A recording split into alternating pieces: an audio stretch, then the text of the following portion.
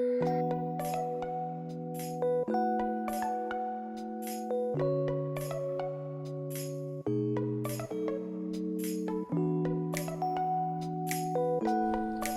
നമസ്കാരം.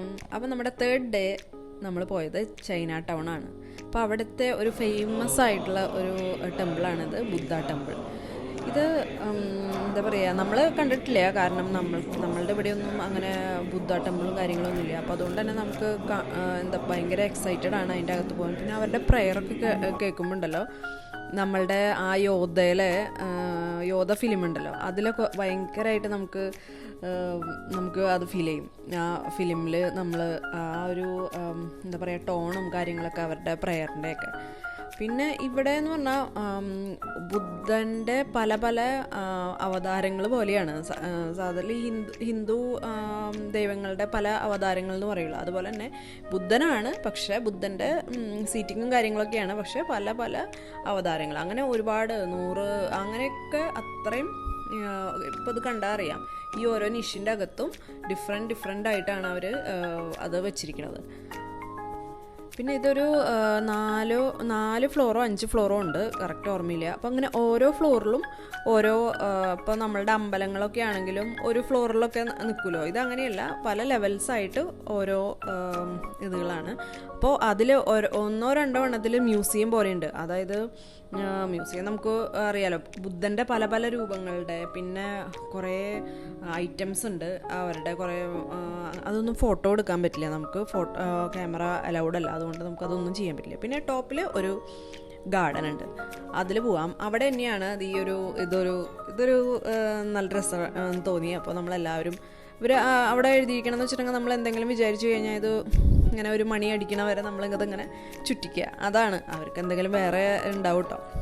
അപ്പോൾ അങ്ങനെ അവിടെ നിന്ന് നമ്മൾ ഒരു 2-2.5 മണിക്കൂറൊക്കെ സ്പെൻഡ് ചെയ്യാനുള്ള സ്ഥലമുണ്ട്. അത് കഴിഞ്ഞിട്ട് പിന്നെ നമ്മൾ ചൈന മാർക്കറ്റിൽ ഇറങ്ങി നടന്നു. നല്ല വെയിലായിരുന്നു, ഉച്ചയ്ക്കൊക്കെയാണ്.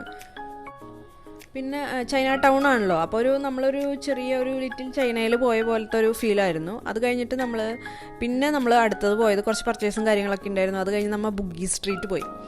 അതും ഈ പറഞ്ഞ മാതിരി കുറച്ച് പർച്ചേസും കാര്യങ്ങളുണ്ടായിരുന്നു. കുറച്ച് നമ്മളുടെ ഒരു എന്താ പറയുക, വഴിയോര വിപണി എന്നൊക്കെ പറയില്ല, അതുപോലെ നിറയെ ഭയങ്കര റഷായിട്ടുള്ള ഇതുകളും. അവിടെ നിന്ന് ഞങ്ങൾ ദുരിയാൻ ജ്യൂസൊക്കെ കുടിച്ചു. ഞങ്ങൾക്കൊന്നും കുടിച്ചു എന്ന് പറയാൻ പറ്റില്ല, വാങ്ങിച്ചു എന്ന് പറയാൻ പറ്റുള്ളൂ, അത് കഴിക്കാനേ പറ്റിയില്ല.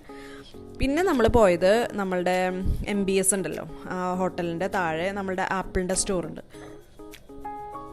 അവിടെ പോയി. പിന്നെ നമ്മളുടെ മെർലിയോൺ, അതൊക്കെയായിരുന്നു അടുത്ത ഒരു സ്പോട്ട് എന്ന് പറയുന്നത്. കണ്ടില്ലേ, നമ്മുടെ ഫേൺസൊക്കെ താഴെ വെറുതെ, ഇത്രയും വലിയ ട്രീ ഫേണാണത്, എത്ര കഷ്ടപ്പെട്ടാണ് നമ്മളത് ഉണ്ടാക്കണത്. അങ്ങനെ അതൊക്കെ കണ്ടു. അങ്ങനെ നമ്മൾ ഒരു വൈകിട്ട് എന്ന് പറയണത്, നമ്മൾ സൂല് പോകാൻ നമുക്ക് താല്പര്യമില്ല, കാരണം നമ്മൾക്ക് എവിടെയാണ് സൂ ഇല്ലാത്ത, ഇവിടെ ഉണ്ട്. നമ്മൾ ദുബായിലാണെങ്കിലും സഫാരി ഉണ്ട്, എല്ലാതും ഉണ്ട്. പക്ഷേ അപ്പോൾ നമ്മൾ വിചാരിച്ചു വൈകിട്ട് നമുക്ക് ചെയ്യാൻ പറ്റണ കാര്യങ്ങൾ, അതായത് വെയിലൊന്നുമില്ല. അപ്പോൾ നമ്മൾ വിചാരിച്ചു നൈറ്റ് സഫാരിക്ക് പോകാം. അപ്പോൾ എന്ന് വെച്ചാൽ നടക്കുകയും വേണ്ട, ഒരു 45 മിനിറ്റ്സൊക്കെയാണ് ഈ നൈറ്റ് സഫാരി എന്ന് പറയണത്. അപ്പോൾ ഒരു ട്രാമിൽ നമ്മളിങ്ങനെ കൊണ്ടുപോകും. നല്ല എന്താ പറയുക, സൂലൊക്കെ ആണെങ്കിൽ നമ്മൾ നടന്ന് ഒരു വഴിയായേനെ. പക്ഷേ ഇത് ഭയങ്കര രസമായിരുന്നു, നല്ല തണവും. ആ രാത്രിയാണ്, ഒരു 10-15 ആ സമയത്ത് ഇങ്ങനെ കുറച്ച് മൃഗങ്ങളൊക്കെ ഉള്ളൂ കേട്ടോ നൈറ്റ് സഫാരിക്ക്. പകൽ കാണുന്ന ഒരു കാഭാഗം ഒക്കെ ഉണ്ടാവുള്ളൂ, പക്ഷേ അതും നല്ല രസമായിരുന്നു. നമുക്ക് യാതൊരു ക്ഷീണവുമില്ല, അതായത് ശരിക്കും ഒരു ഫോറസ്റ്റിൻ്റെ ഉള്ളിൽ കൂടെ പോണ പോലെയാണ് നമുക്ക് ഫീലിംഗ്. അതുപോലെയാണ് ആ ഒരു ലൈറ്റ് അറേഞ്ച്മെൻ്റ് ഒക്കെ ചെയ്തിരിക്കുന്നത്, അതായത് അവരുടെ ഒട്ടും ഡിസ്റ്റർബ് ചെയ്യാതെയാണ്. അത് കഴിഞ്ഞ് പിന്നെ നമുക്ക് വന്നു കഴിഞ്ഞാൽ അവിടെ ഒരു ഫ്രീ ഷോ ഉണ്ട്. ഒരു ഇൻഡോർ, ഒരു എന്താ പറയുക, ഒരു ഓഡിറ്റോറിയം പോലെ ഒരു സെറ്റപ്പ് ഉണ്ടാക്കിയിരിക്കുകയാണ്. അതിൽ ഷോ ആണ്, കുറച്ച് അനിമൽസിൻ്റെയും ബേഡ്സിൻ്റെയും ഒക്കെ. അപ്പോൾ അനിമൽസിൻ്റെയൊക്കെ നമുക്ക് കുറച്ച് വീഡിയോസൊക്കെ എടുക്കാൻ പറ്റും. എന്നാലും അവർ ചില അനിമൽസ് കുറച്ച് പാനിക്കാവും, അതുകൊണ്ട് ഫ്ലാഷ് അടിക്കരുത്, വീഡിയോ എടുക്കരുതെന്നൊക്കെ പറയും.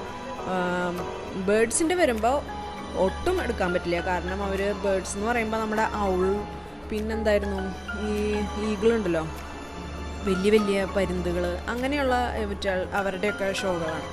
അപ്പോൾ അവർക്കൊക്കെ ഭയങ്കര ഡിസ്റ്റർബൻസ് ആണെന്ന് പറഞ്ഞിട്ട് അവർ വീഡിയോ എടുക്കാനും ഫോട്ടോ എടുക്കാനും സമ്മതിച്ചില്ല. അപ്പോൾ അതുകൊണ്ട് പക്ഷേ നല്ല ഷോ ആയിരുന്നു. അപ്പോൾ അതൊക്കെ കഴിഞ്ഞ് നമ്മളൊരു എന്താ പറയുക, ഒരു 11:30-12 മണിയൊക്കെ ആയി. അങ്ങനെ ഹോട്ടലിലെത്തി.